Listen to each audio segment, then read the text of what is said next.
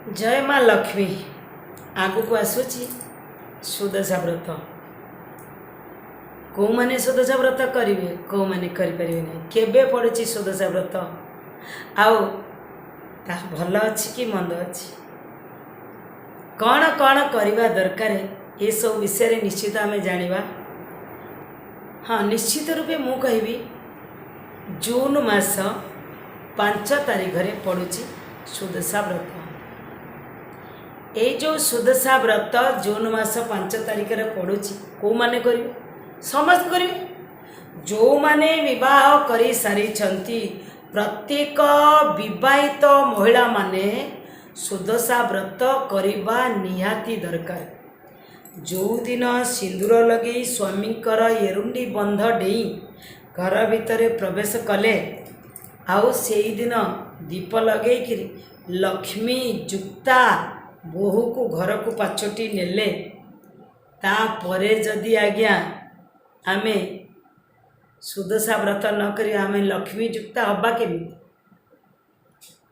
जदि विवाहर परे दाम्पत्य जीवन आरंभ होइछि आपण जदि सुदशा व्रत करी नाहाती संतान रहीगला संतान जन्म है आपण तो गृहलक्ष्मी है नाती संतान लक्ष्मी केमती है भावंतु टी आपण अपेक्षा करेंगे केबे आज्ञा पड़ो सुदशा व्रत से पर्यंत कौन आप संतान संततिर माँ हेनी से पर्यंत आपण चाहिए आपण घर उन्नति हो बोली जदि चाहती विवाहर परे जो दिन सुदशा व्रत पड़ुची तुरंत व्रत करते आ जून 5 तारीख समस्ते करें किसी असुविधा नहीं।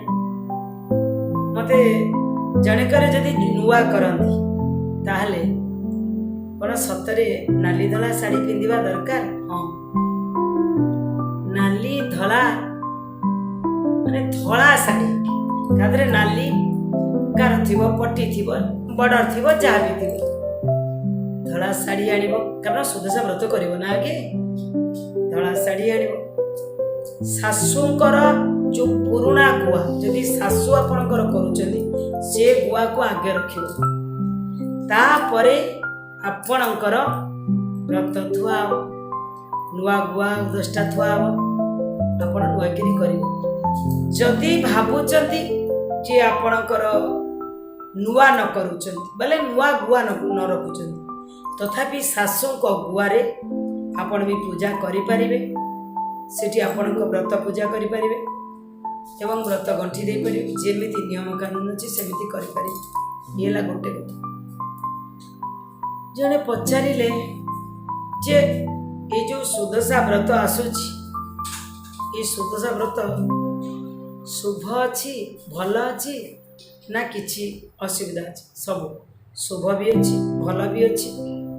जो दिन सुदशा व्रत पड़े सुदशा अर्थ जिते दशा सु आसी कुदशा पड़ेब सु चिंतन आसिले कुचिंतन पड़े।